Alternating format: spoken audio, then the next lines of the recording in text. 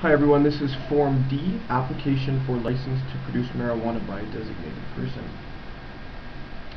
So, what this form applies to is people who have somebody else growing for them. This could be a third party, like a cooperative, one of these companies such as Island Harvest, or one of these other things I've seen on the internet. I'm not necessarily a fan of all these things, as I feel like some of them are trying to profit off of sick people.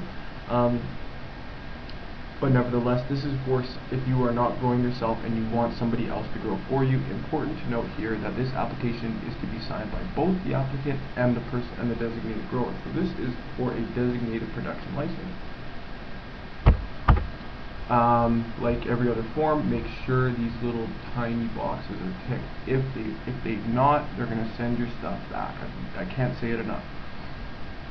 Fill all this out. If this is your first time sending it in, you don't need to fill this out as Form A has it, as Form A will do it. But if you already have your authorization to possess, but you want to start having somebody grow, then you need to fill out that very long number that they provided for you. So down here, this is your information about the designated person. So for example, you have your good friend John Doe, who runs a cooperative, a legal cooperative that has 3 licenses at one address. So you'd click Mr. John Doe, date of birth, address, all these sort of things that are the same as every other form. Important to note, this is just like Form A, but for them, they need to have the 2 passport photos signed. The only difference being that the doctor doesn't have to sign the back of the photo, but the applicant has to sign the back of the photo, saying that this is the true likeness of the person. So if you've never met this person, it might be a bit of a problem. So like I said, this is why I don't necessarily support all these type of cooperatives that you find on the internet. Like there's a website, www.medicalmarijuana.ca. I don't know Eric Nash, but I think that he's just trying to sell a whole bunch of books and get people to buy his cannabis. I'm not speaking out against him, I don't know him personally, but I think that they're just trying to profit off of sick people. That's my opinion, and that's what I'm entitled to. Nevertheless, let's continue on with the form. D4, this is production site.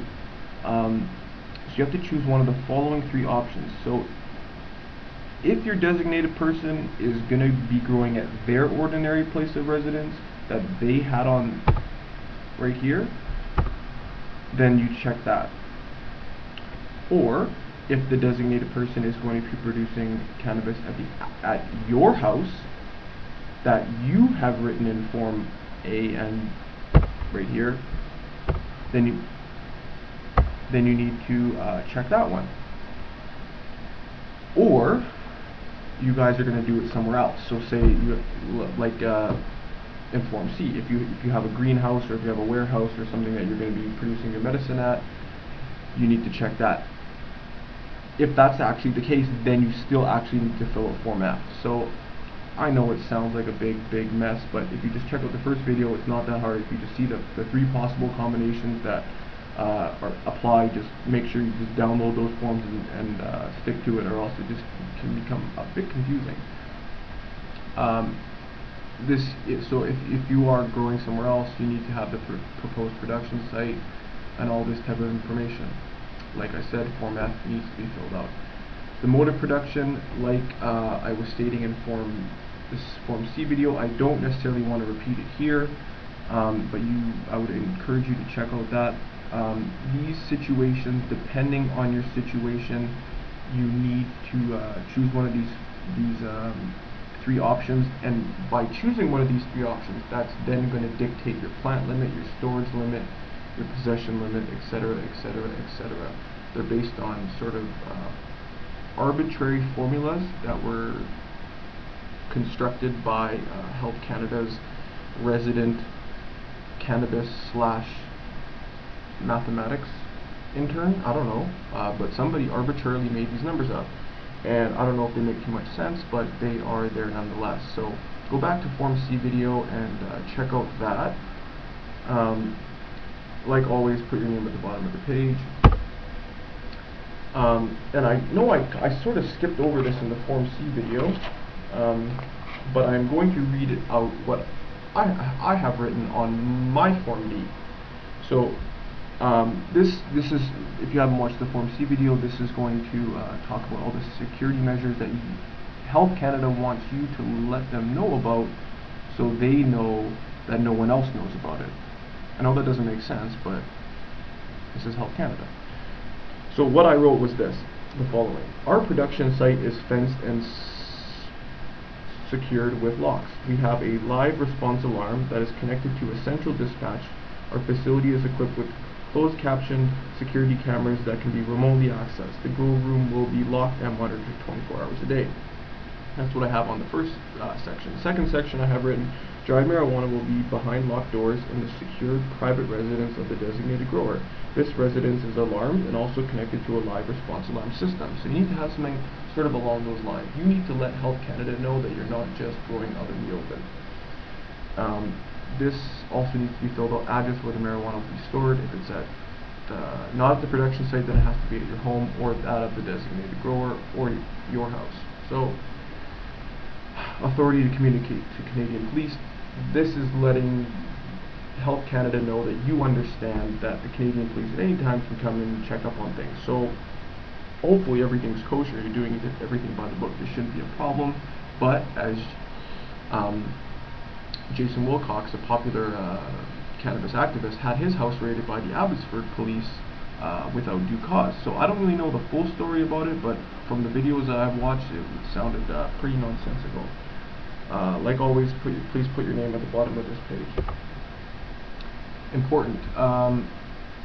So this is for you, the applicant, to sign and declare here, and this is for your designated person to send in as well. Now, this is very, very important to note here.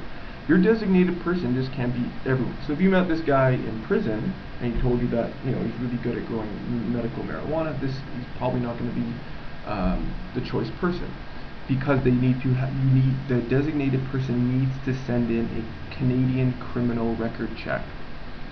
So it says here, within the 10-year period preceding the date of this application, I have not been convicted as an adult of a designated drug offense committed in Canada. So you need to send in a criminal record check, so you can go down and grab that from the police station. That is important. So if you don't send that in, this whole application is not going to go through. You also need to recognize that you can't produce this stuff by school, near a playground, daycare facility, etc., etc. Sign and date this thing. So, to reiterate, remember to include the document from a Canadian police force, also known as a criminal record check for the designated person. If you don't send it in, they're not going to approve your paperwork, and you're going to get stuck filling this all out again. So make sure that that all gets sent in together. So that's Form D. Like I said, it's not too complicated. You just got to make sure the boxes are ticked, everything's written out correctly. Send in the criminal record check, the photos are signed. It's pretty straightforward if you just sit down and read through it. I make these videos so people can just have, maybe have a little audio interpretation of everything if there's anything that's not really that clear. So that's Form D. Stick around for the other videos. They're just going to sort of whiz through everything, as they're not that important, but hopefully you've enjoyed them up to this point. Thank you.